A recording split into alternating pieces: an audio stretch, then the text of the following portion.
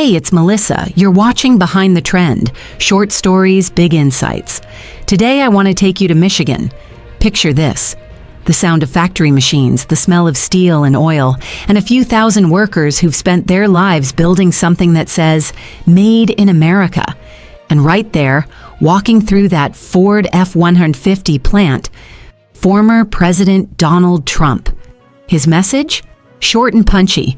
I want cars made here. But that simple line carries a lot of weight. Pride, politics, and a question about what it really means to make things in America again. Let's talk about it. So, imagine this moment. It's early morning in Dearborn, Michigan. Cameras are already rolling. Workers are lined up, shaking hands, snapping pictures. You can feel that mix of excitement and curiosity in the air. Trump walks in, red tie, confident stride, waving like he's on familiar ground. He stops by one of the new F-150s, gleaming under the lights, and says, I want cars made here. I want them made in Michigan. I want them made in America. The room bursts into applause. Some people cheer loudly. Others just smile quietly, like they've heard a promise they want to believe again. Because for a lot of people in that room, this wasn't just another visit. It felt personal. Now here's why this moment matters. This visit wasn't just a quick stop for headlines. It was a signal.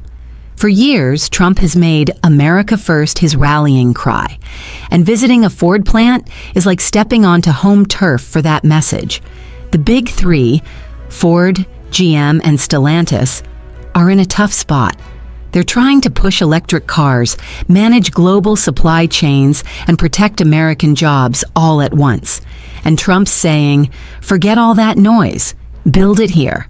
It's part pride, part policy, but it's also a reminder that the story of America's auto industry isn't just about cars, it's about people.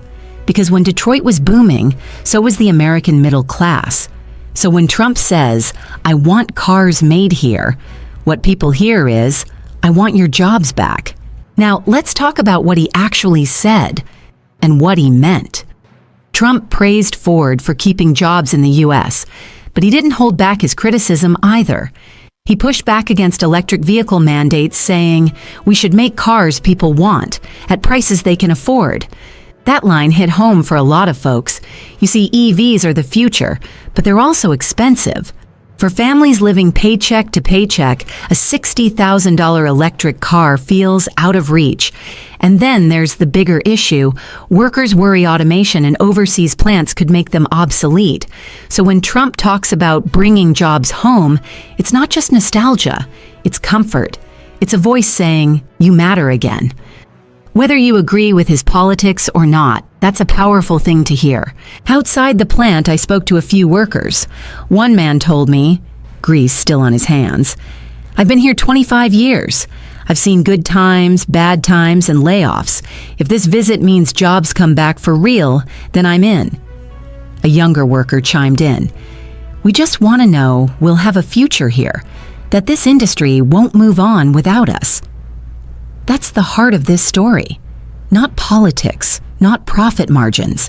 It's people who've built their lives around hard, honest work. You could feel that mix of pride and pain in every voice.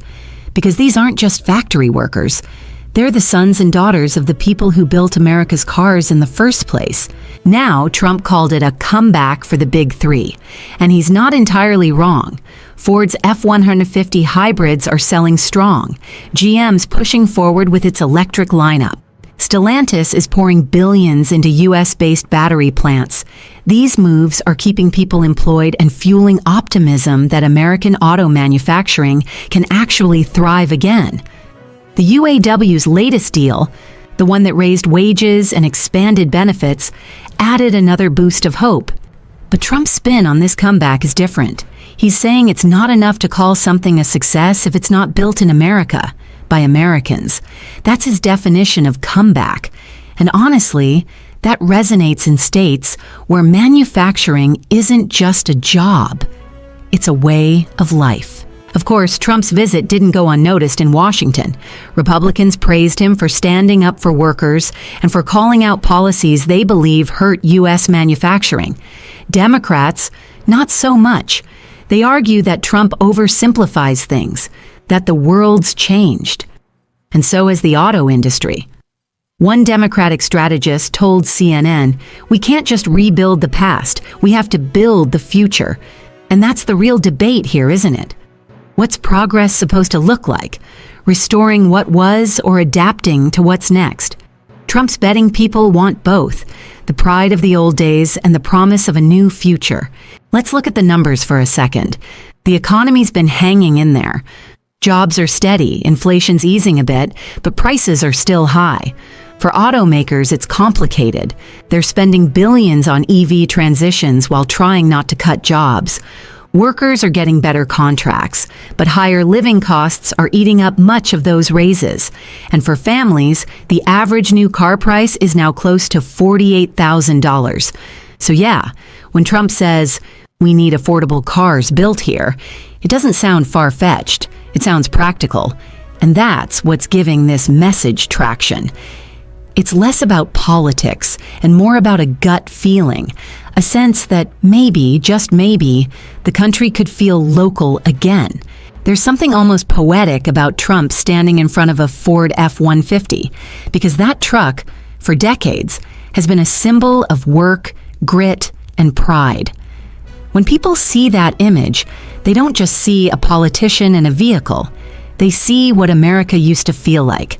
A time when a factory job meant security, when Made in the USA wasn't a slogan, it was a standard. So yeah, when Trump says, "I want cars made here," he's not just talking economics, he's talking about belonging. That's what makes this moment so emotionally charged. It's about more than cars. It's about identity. But here's the thing. Bringing back every job isn't easy. Global supply chains are deeply intertwined. Automation's not slowing down. And electric vehicles, like them or not, are the future. So the question isn't just, can we bring jobs back? It's how. How do we protect American workers without isolating from the rest of the world? How do we innovate without leaving people behind? Those are the conversations we need, not just campaign slogans. But Trump's visit forced everyone to look up from the noise and remember what's at stake. Real people, real livelihoods, and an industry that built a nation. As the day ended and the plant floor quieted down, I kept thinking about something one of the workers said to me. He looked at the trucks lined up behind him and said, "You know, I've seen this plant shut down and start up again. Every time it comes back, it feels like hope's coming back with it." That's it, isn't it? Hope. Whether you love or hate Trump, that's what this visit was really about. The hope that American hands can still build the future. I'm Melissa, and this is Behind the Trend. Short stories, big insights. Take care of yourself, and remember, behind every headline, there's a heartbeat worth listening to.